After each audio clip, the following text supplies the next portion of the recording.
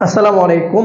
আজকে কিন্তু বিপিএল এর অকশন সবাই জানেন এবং আরেকটা আপডেট পাশাপাশি দিতে চাই, সেটা হচ্ছে সর্বশেষ আয়ারল্যান্ড সিরিজের টি-টোয়েন্টি যেটাতে সিরিজ নির্ধারণী, সেটাতে কিন্তু শামীম হোসেন পাটোয়ারিকে অ্যাড করা হয়েছে, যেটা নিয়ে কিন্তু লিটন দাস এবং লিবু সাহেবের মধ্যে যে দ্বন্দ্ব ছিল সেটা একটা বিষয়, একটা অনেক মিডিয়া অনেক কিছু কিন্তু সেটা নিয়ে তোলপাড় হয়েছে এবং শেষ মুহূর্তে কিন্তু শামীম হোসেন পাটোয়ারিকে অ্যাড করা হয়েছে দলের সাথে এবং একাদশে থাকবে হয়তোবা, এরকমটাই ভাবা হচ্ছে। তবে একটা জিনিস আমার কাছে খুবই কষ্টজনক, খুবই খারাপ লেগেছে, সেটা হচ্ছে যে অকশনের আগে যাদের সন্দেহ করে নামগুলো কেটে দেওয়া হয়েছে, বিশেষ করে বিজয়, তারপরে আপনি যদি দেখেন মোসাদ্দেক সহ আদার যেগুলো প্লেয়ার, আমার কাছে খুব কষ্ট লেগেছে। যদি আপনি এরকম কোনো কিছু পাইতেনই আগে থেকে তাদেরকে বাদ দিতেন।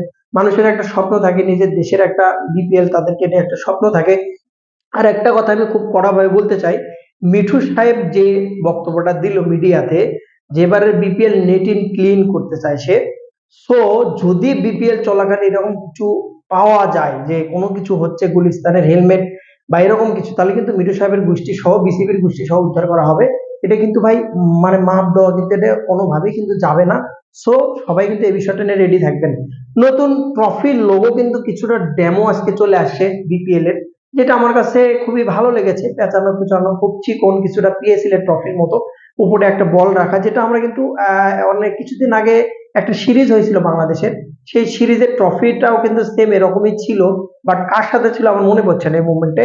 তবে ট্রফিটা কিন্তু আমার কাছে অন্তত ওই হারিকেন হ্যাজাকের চাইতে আমার কাছে বিপিএল এর ট্রফিটা আমার কাছে কিছুটা হলেও কিন্তু ভালো লেগেছে। এবং বিপিএল এর ট্রফি চেঞ্জ হওয়াটা কতটা ইম্পর্টেন্ট, সেই একই আদলে একই ভাবে একই জিনিস বারবার হয়ে আসে, সবকিছু যেহেতু এবার চেঞ্জ হচ্ছে। এবং সবচেয়ে স্পেশাল আমার কাছে লেগেছে এবারের অকশনে কাঠিগুলো, যেগুলো আইপিএল এর নাম লিস্ট যেভাবে সুন্দর করে কাঠি আকারে টেবিলে সুন্দর করে সাজানো হয়, সেই আকারে কিন্তু এবারে নিলামের কাঠিগুলো সুন্দরভাবে সাজানো হচ্ছে, দেখে খুব স্পেশাল। এবং অন্যরকম একটা জাঁকজমকপূর্ণ ডেকোরেশন সহ টোটালি যতটুকু ভিডিওতে দেখলাম, যাতে খুব এক্সাইটেড দেখার জন্য, যদি ঠিকঠাক ভাবে পরিচালিত হয়। তবে আজকে যে পরিচালনা করবেন বিপিএল এর অপশন, যিনি তিনি কিন্তু 12-13, তার 12 এবং 13তেও কিন্তু তিনি পরিচালনা করেছেন এবং অকশনের ক্ষেত্রে তার এক্সপিরিয়েন্সটাও যথেষ্ট কিন্তু ভালো অলরেডি। এবং অকশন হচ্ছে বিধায় কিন্তু তাকে ডাকা, সো তার ভয়েস বিশেষ করে আনামের কানামের ঝ্যানঝ্যানি কিন্তু শোনা যাবে না কানে। সো স্পেশাল একটা মুভমেন্ট কিন্তু আছে বাংলাদেশ ক্রিকেটের জন্য। বাংলাদেশ ক্রিকেটের সর্বোচ্চ মূল্য কার হতে পারে? লিটন দাস, নাহিদ রানা, সাবির রহমান, টোটালি যদি আপনি দেখেন তৌহিদ হৃদয় এবং শরীফুল বলেন, আপনি টোটালি আশপাশে যদি আপনি খেয়াল করেন কার হতে পারে, অবশ্যই কমেন্ট বক্সে কিন্তু একটু জানানোর চেষ্টা করবেন।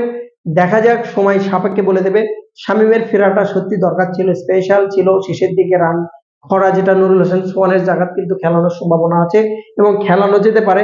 অনেক অনেক অনেক এক্সাইটেড আজকে আমি বিপিএল এর অপশনের জন্য। এত বছর পরে, প্রায় 12 বছর পরে বিপিএল এর অপশন, সত্যি মন থেকে চাই, মন থেকে চাই রাজশাহী একটা ভালো টিম সাজাক এবং এবারের বিপিএলটা অনেক আকর্ষণীয় হোক, যেটা অন্য বছরগুলোকে ছাড়িয়ে যাক এবং মানুষ অনেকভাবে উপভোগ করে। প্রত্যেকটা টিমে যেন ভালো প্লেয়ার বেরাইতে পারে, বিদেশি প্লেয়ারের রুলস নিয়ম অনুসারে এই ক্যাটাগরি থেকে 2 জন, সর্বোচ্চ 12 জন, টোটালি যাদের যে টাকা 4 কোটি টাকার উপরে বাজেট থাকবে তাদের, তো সেরকম ভাবে সুন্দরভাবে দলগুলো যেন সাজাতে পারে, এই কামনা করছি। বেস্ট অফ লাক, সময় সাপেক্ষে বলে দেবে।